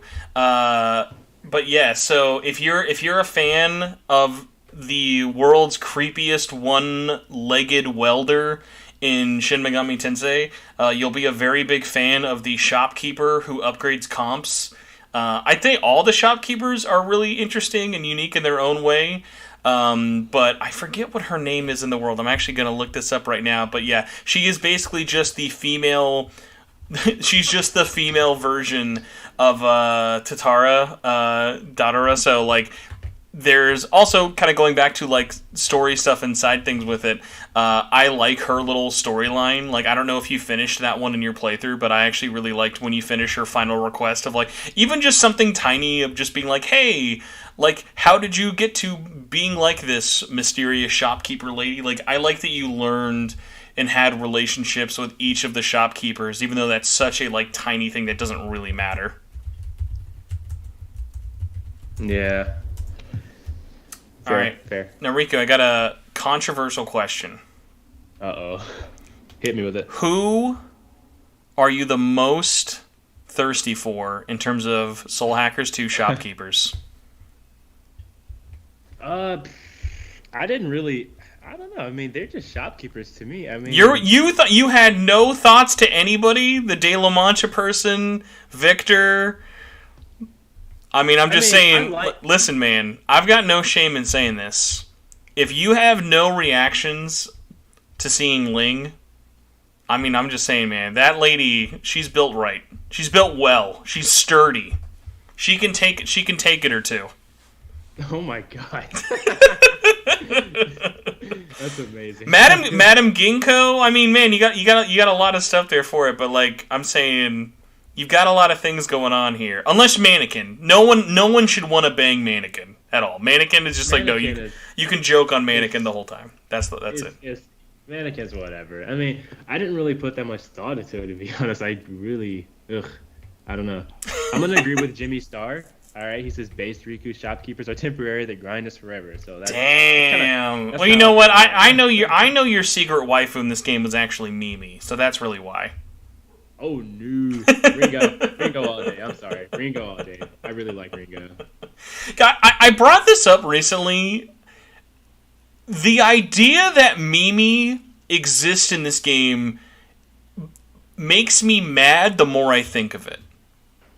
Because think about it like this. Mimi is the robot bird Fig controls while you are navigating the world. So Fig is back at your home base for story reasons. That's why Fig is not playable. Fig is back at the home base using this remote control bird named Mimi. But Fig talks through Mimi, and everyone calls Fig Fig. No one's saying, hey Mimi, come over here. Mimi's not a person. Mimi is a shell. Mimi is like an RC car. They named the RC car with a speaker. So, like, the only reason Mimi has a name is so that they could make a marketable plush say, hey, look, it's Mimi, the not mascot of Soul Hackers 2. Like, if it was just, look, I made a robot Fig bird, I wouldn't care. That's it. That's all you have to do. I just find it so funny that they had to name the bird that no one ever calls Mimi. It's like just the cute name, I guess. Mimi. Mm-hmm. Dumb asides. I think we're just about wrapping up here, but I'm gonna pull up our not chat questions. I'm seeing if we're missing anything else. Oh, shout out to Robert Merriam for saying, bring back Majin Tensei. Again, that kind of goes back to Devil Survivor 3. I think Majin Tensei could 1,000% come back. That is not a game anyone at Atlas, I think, is capable of making right now. Like, they would have to make another team do that game. They're not equipped for it? No, I mean, like, think about it. Like, their dev teams are Etrian Odyssey, Shin Megami Tensei 5, Persona, or yeah, everything else they outsource. Like, they outsource a lot because, like, think about it like this. There are 3 main studios at Atlas Japan. Because I'm not counting Vanillaware. Vanillaware is their own thing. The Etrian Odyssey team basically has been having a small team work on their own project, but most of the Etrian Odyssey team helped them finish SMT5. Persona 5, that team became Studio Zero. They're all working on ReFantasy. The team who made Royal are all working on Persona 6. So they have literally nobody. Like, well, I say nobody. Now the only team they have available is the TMS/Soul Hackers 2 team. Oh yeah, they just got themselves freed up. Exactly. Yeah. So it's that thing of like they're mostly just making RPGs at the end of the day, in different kind of like subtext with it. Because yeah, Devil Survivor was made by different like studios and like everything else with that. What was it we had here? This was actually a good question because I kind of mentioned this. I want to ask you a question, but then also go after Jay Arthur's question of, do the demons have the creepy voices like in SMT5? Yes, they do have creepy voices, and they do actually talk more than I would have thought. But I wanted to ask you this, Rikku. How did you feel playing this game with no demon negotiation? Yeah. I mean, I've gotten so used to it in Persona 5 and SMT5, so I kind of missed it. Because it really added a new dynamic to battle, in my opinion. It just kind of was more to do while you were battling and kind of changed the pacing. I mean, but just, the way you get demons in this game is, it's cool too. Because I mentioned I really like the demon recon, so I'm cool with that. It's just I do kind of miss it. I really like the idea of. I know people don't like it, but I just think you get the funniest like dialogue choices when you negotiate. So kind of missed it in this game. I would say I never found myself missing it because I like demon negotiation as a thing in general, but the way my brain works is this. Imagine, geez, it's almost 10 o'clock, guys. My brain's like turning off. Imagine how man, my grammar's really turned off after the 90-minute mark. Imagine how slow those battles and dungeons would feel. We're wondering, man, where's my run button?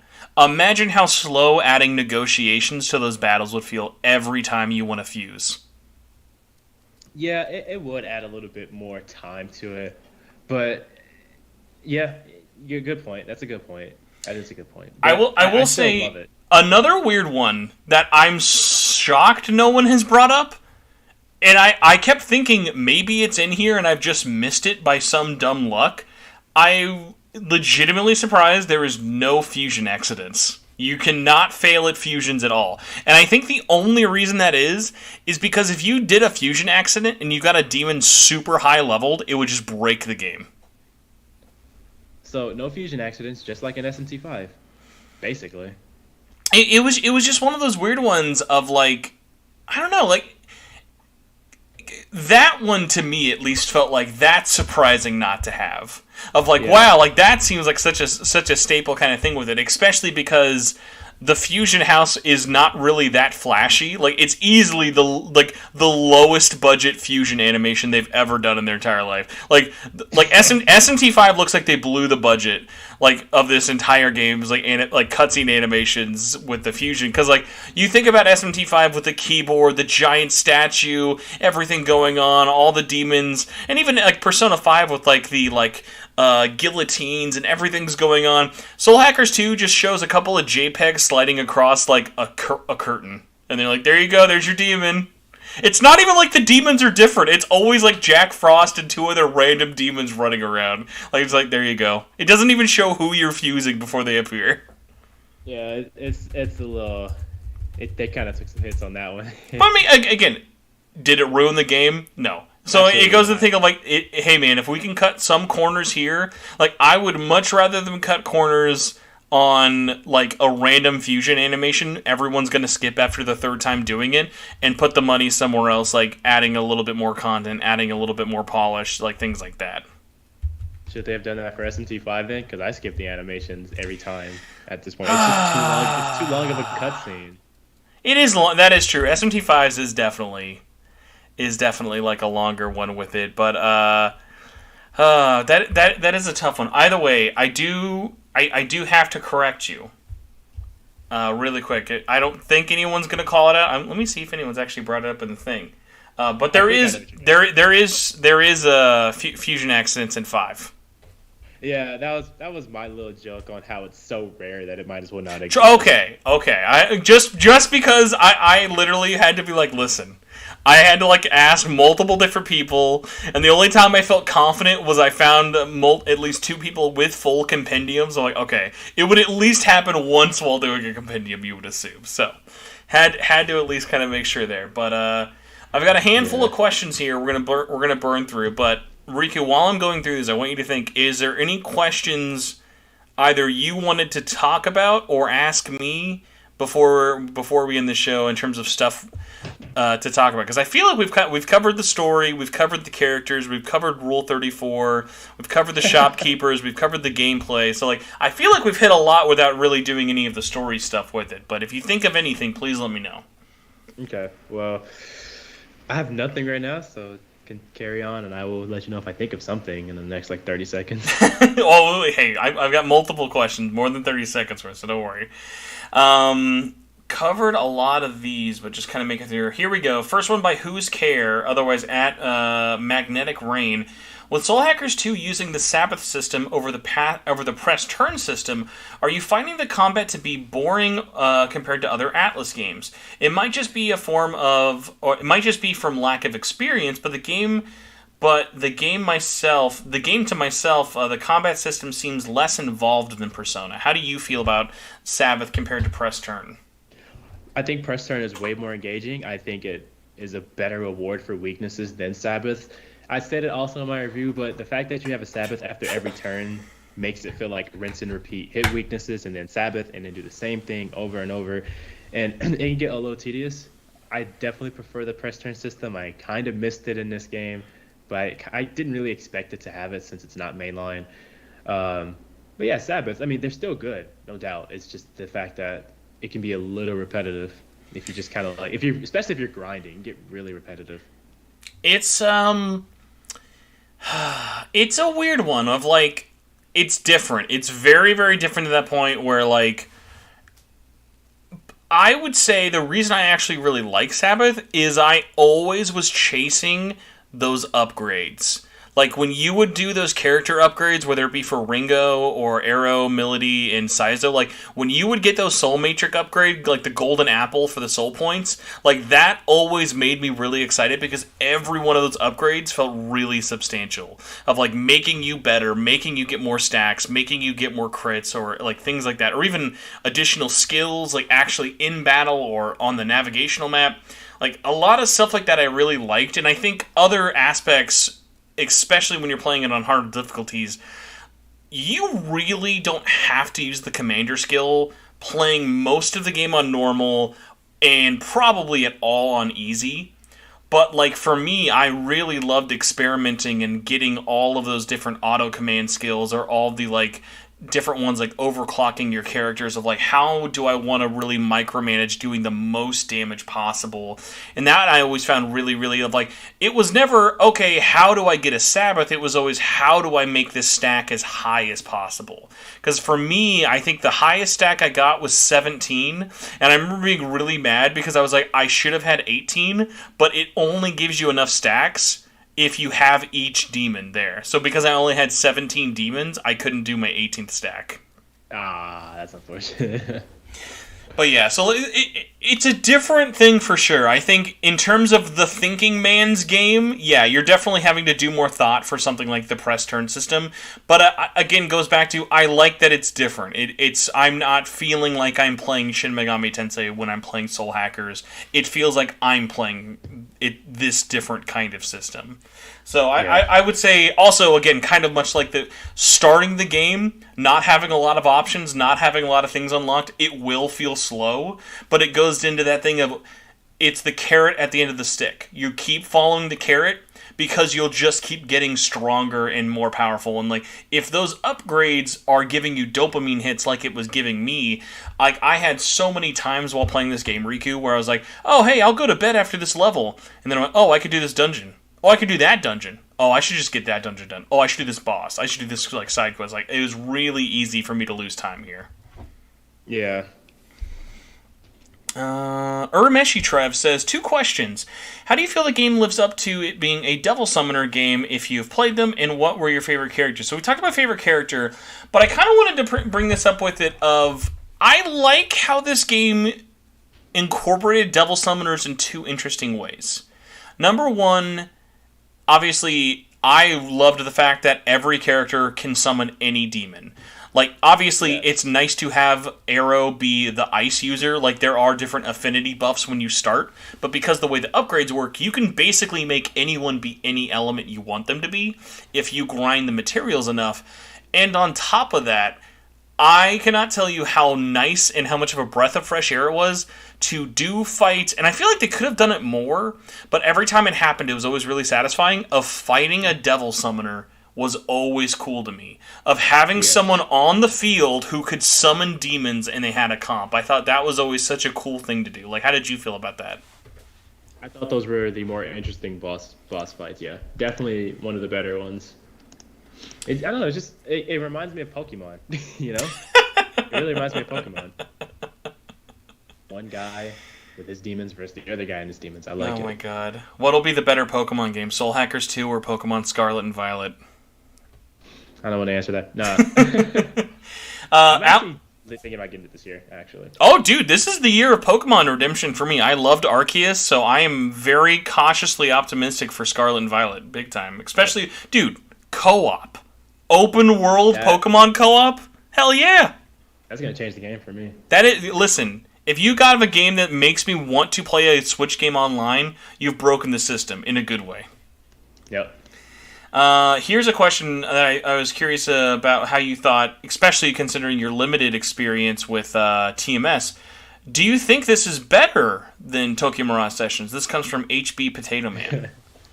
I love this question. Yes, I think this game is much better than Tokyo Mirage Sessions. My proof is the fact that I finished this game. How about this? If you weren't reviewing this game, you just played it because you picked it up, like, what about this do you think got its hooks into you where Tokyo Mirage Sessions failed? The characters are actually interesting. I think the locations look better. It's similar. It definitely does remind me of Tokyo Mirage Sessions, but yeah, characters are interesting. The story setup is more interesting. I didn't really care about the whole idol thing in Tokyo Mirage Sessions, and this game doesn't have that, so that's also another. After my shopkeeper question, I could tell you wouldn't care for idols. You're not a degenerate like me.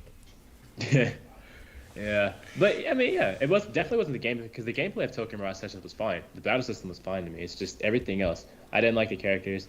I kind of wish, whatever. I wish there was an English dub. That's not like a massive factor for me. But bro, can you imagine what a nightmare that dub would be? That is such a Japanese ass game. Like, I'm a big dub over sub guy. Even me, I was like, nah, dude, this is not a game you would want to dub. The amount of work and localization it would take to localize that game is not worth the investment at all. Yeah. It probably just for it to sell like 3 copies. I'm joking. Hey! We sold 5. I'll never forget. I'll have to send you a picture. I went to a Walmart like the year TMS Encore came out on Switch. Our local Walmart literally had about 50 copies of Tokyo Mirage Sessions in clearance, and I just took like various different videos and photos of me holding them all because I'm the only one who would buy them and save them from clearance. They ought to gave them to you. Last question from Twitter, and this one I'm probably going to touch a little bit more, but Alan Soto says, are there any missable or New Game Plus exclusives? Did you get to mess around with it very much at all, or did you pretty much wrap up your review after rolling credits? Just one playthrough. I did not touch New Game Plus. That's okay, yeah. So in terms of missables, thankfully there's nothing that you can't do in your first playthrough at all, so you can always do everything in your first save in terms of everything that's on that first game run. But like I said, exclusive hangouts, exclusive side quests, exclusive like battles and stuff like that, and it will just make obviously filling out your demon compendium and leveling up a lot easier. And a nice thing as well, especially if you didn't like grinding for soul points, in New Game Plus, it actually multiplies and you get soul points at an accelerated rate. I think it's at like 1.5 times the points. So instead of like getting 2 or 3 points normally in conversation, you get about 10 to 12 per conversation. So it just kind of goes into that thing of this game definitely expects you, if you want to sink the time into it, of like playing and getting a lot. It's like that thing like when you'll talk to people who like do Dark Souls runs and they're on New Game Plus 3. Like this game expects you, if you want to play it, you can run through it as many times as you want. And they added a lot of extra content there, which was nice. A question from the live chat I definitely wanted to cover. I forgot where this was going around, but I was very confused about it because I'm not sure where this confusion came. Socially Awkward was asking, can you manually assign skills? Because I saw someone was like, oh god, you can't, or maybe it was a review. Maybe there was a review out there that was like, oh yeah, you can't assign skills in Fusion. So in Fusion, you can assign what skills you want, but certain demons don't have the ability to do skills. So, like, you can't give Jack Frost... And maybe this is just because SMT5 could let you do this, but, like, this isn't really the norm to, like, give Jack Frost fire. So, like, if there are things like that of, like, when you're fusing a fire demon to make a Jack Frost, you're not going to be able to bring over your fire skills. Like, but besides that, you can still, for the most part, have and choose whatever you want for your demon skills. Like how did you feel about the skill inheritance and all that feature? Like, I liked how that was there in terms of it really made me think when and how I fused my demons. To me, it felt pretty much what I would expect from an Atlas RPG. I don't really have much to say. I did take note of the fact that certain demons can't use certain skills, because I was wondering, like, where did my skill go? Why did that skill disappear when I tried to put it on this demon? But outside of that, like, it was basically just your run-of-the-mill fusion, demon inheritance type thing, which I'm already used to from all the games I've played from Atlas. Well, not the first Soul Hackers though. You're not that used to it, at least. Yeah, I know nothing about that game. One of these days, we'll glue you to the 3DS and make you play it. I'd be very curious having you go from 2 to 1. That'd be a really polarizing experience. Yeah. By the way, Moon Rabbit, great question. Is there a cycle counter? Yes. Your cycle is always on your save after you beat the game, so it'll always tell you what cycle of New Game Plus you're on when you save in the game. Apparently this came from a review saying that you can't tell what skills you'll pass on and inherit. Fans on Twitter somehow took this as saying there's no manual inheritance. No, literally, every time you fuse, Victor will tell you what do you want them to inherit. Yep. Let's say... Jorge. Yes, Jorge Rosario says, is this game coming to Game Pass? So... doesn't look like it is. This would be a hell of a last-minute announcement if it was. But my question I want to ask you then, Rikku, is this. Is this a game you would tell people to wait for it to come on Game Pass? Or is this one that if you're like, hey, I'm into it, like, do you think people would be like, is this worth people checking out if they've never played an Atlas game before, they have the money, but they're also like, well, should I just wait and play Persona 5 in 2 months from now? Like, what would you say to that person?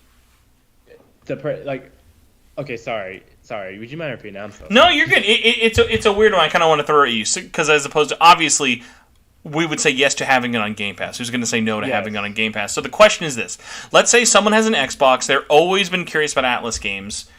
They are interested in Soul Hackers 2. They could buy Soul Hackers 2, but they're saying, is Soul Hackers 2 worth playing, or should I just wait 2 months and play P5R for free? Okay, I think most people are just gonna... Well, I mean, P5 doesn't cost money, so maybe they just spend the money that they might have spent on P5 on Soul Hackers, but I think a lot of people would just wait for P5, because that's a series that they've already heard, like, tons of, praise for. Soul Hackers 2, which is, like, just a brand new thing. Sadly, I think people would just wait for P5. I think it's so different that, at the very least, we're still in such a quiet time. I can't imagine just telling someone, hey, wait 2 months and don't play any RPGs, because there's not a lot of RPGs on Xbox right now. Yeah. I would say this is a great end of the summer, early fall kind of game. Like, definitely pick it up. Because, like, honestly, when P5R comes out, I think it'll do fine for where it's at, especially with all the different platforms it's launching on. There are so many other games I will be wanting to play. Like, literally, that same week, Bayonetta comes out. I want to play Bayonetta way more than I want to play P5R. I'm probably still going to be on Splatoon by the time P5 comes out. Oh, 100%. Man, are we squadding up for Salmon Run? We can do that. We can make that happen. That's a necessary one. So, our last couple of questions, all we got left are the YouTube questions, the non-live YouTube questions. But everyone's sticking with us live. I've appreciated the conversation, everyone hopping in and everything. It's been really nice. Romel Luna says, do you think the gameplay mechanics specifically relating to equipping demons to each individual party member becomes the basis for a potential remake of Persona 1 or 2? Asking because the gameplay shown off so far gives me that impression. So, would you like to kind of see this continue on in the future of not just having your one wildcard user? Like, I forgot how much I missed everyone being able to use any kind of demon, honestly. Yeah, so that's how it was in Persona 1 and 2, right? Everybody can use everyone, Yep. every demon. Okay, yeah, I mean, let's keep that going. I mean, it makes the main character stick out less, but I mean, whatever. Listen, he's already fucking silent. He's not sticking out already as it is. Like, I'll listen to me. When there are people out there who are like, listen, I can't tell you enough how much the silent guy with dark hair sticks out to me. I'm like, no, not at all. 0%. Thank you, though. Thank you for trying. Yeah, I don't disagree. I think that's great. I think that'd be a great idea. Just let everybody equip everything. Awesome. Just make it happen. Here we go. Interesting collector's edition question we just got by Minotaur Rick says, do you believe Atlas would ever have had these shipping issues for the collector's edition done, or were they just not prepared for this? So do you think that this was always the plan, they just didn't tell us, or do you really think it was like a last minute delay thing? I would think it's a delay because I don't really see any reason to delay the special edition content or the package. I see no reason to do that unless it was just I think it was an accident. I think something happened, a mishap. I would always like to give the benefit of the doubt, but also I think I was talking about this with Gnarly where I was texting him. I thought it was so. I think the only reason he's pissed is because this is his first time buying an Atlas Collector's Edition at launch, and it was $200. So he's already a cheap ass. So him buying the $200 one, this is already a big step for him. I think his immediate reply when I sent him that email I got was he just all caps was what the fuck. But what was funny about it was I asked him and I was honestly, we're still in that era where you can basically say anything is delayed due to the pandemic, and it's kind of a get-out-of-jail-free card, even if it's true or even if it's not. You know what I mean? Yeah. Nobody really knows the extent of. We're not going to be going to this Shop Atlas warehouse and seeing how far along are you guys really? Yeah. So it just works, But I don't know. I think something actually might have happened. Who knows, though? Oh, I'm surprised I have not asked this. MJ Player 64, what difficulty did you play this on? And how easy is easy or how hard is hard? I like this question. I've played on normal. Easy mode is ridiculously easy because if you get knocked out, you can just revive instantly. I will say this. Easy mode is easy, but it is not as easy as safety mode. Safety mode is insultingly easy. Easy still has challenge, though. Yeah, it still has challenges, but then you realize you don't really have to try because you can just get right back up. So you can just kind of play really crazy. But then also at the same point, the continue system, I actually really appreciate how they use it. It is always optional. So for me, when I played on normal, I was very pick and choosy about when, if ever, I wanted to use the continue item. Because there were battles where I was no, I can do this without the item. And that was a fun kind of self-assigned difficulty increase of can I beat this without having to use any continues, and even though there's no bonus for it, it made it more satisfying for me. But for you, did you think normal was good, a good challenge? I really think this is one of their most well balanced games they've ever made. Yeah, I think normal was fine. It felt it gave me a bit of a challenge, but nothing super crazy. It felt fair for the most part. Pretty typical of what I would expect of a normal difficulty. So yeah, and hard. I really enjoyed the kind of challenge on it there. I am very curious to try very hard mode. I've not tried that DLC yet. I am really curious to see how they balance that, because hard still feels doable. I'm wondering how much of an actual punishment very hard is going to be. I'll stay away from that. I like to have fun playing RPGs. I'm just kidding. I'm just kidding. Let's see. Moonrabbit asked, are there any other times besides RS where Ringo spits? Unfortunately, guys, I'm sorry to say, Ringo does not talk and drop L's. There's no bruh. Imagine what Twitter would do if Ringo has a bruh moment. I would love that. She would actually become one of my favorite characters. Edgelord Ringo over here. Yeah. And I think... Okay, I have two last questions for us, because this is an interesting one that I'm curious how you feel about either. How do you feel the demon lineup compares to SMT5? It's definitely a lot less, but I think it's cool because we got some demons, as I think, that have never been in 3D before. A lot more exclusives than I was expecting, of first-time 3D reveal demons.